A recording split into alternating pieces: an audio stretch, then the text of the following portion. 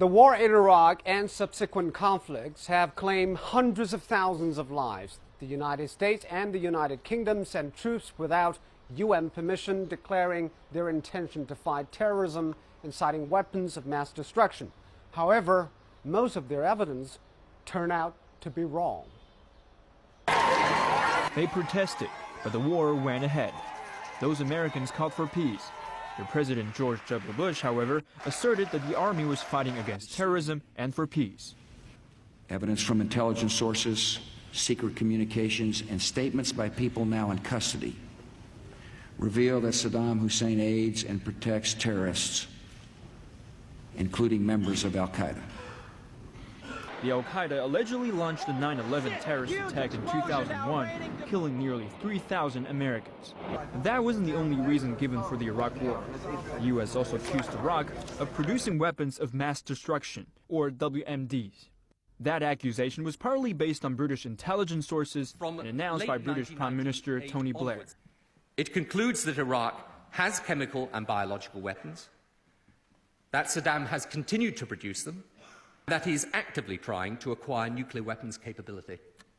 The leaders also called the then Iraqi President Saddam Hussein a tyrant and claimed to want to bring democracy to Iraq.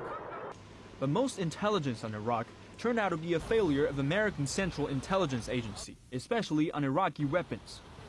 UK intelligence on Iraq's weapons was reported to be from a taxi driver who had overheard passengers talking about missiles, while information on Iraq's biological weapon plan turned out to be misinformation provided by an opponent to Saddam. None of the alleged weapons were found. Years of inspections in Iraq have only uncovered a 7-meter rocket, which could hardly be called a WMD. Decision makers apologized. And it is true that much of the intelligence turned out to be wrong. As president, I'm responsible for the decision to go into Iraq. But they insist they were doing the right thing for the world by removing Saddam's unpopular rule.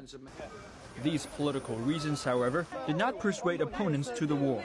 They saw it as a war for oil, because Iraq is one of the Middle East countries that have the richest oil reserves. Those behind the war declaration never admitted to this. They said the reason for going to war was to protect global security and to fight for democracy in Iraq. These were justifications used for taking military action, even without legal permission or the approval of the United Nations.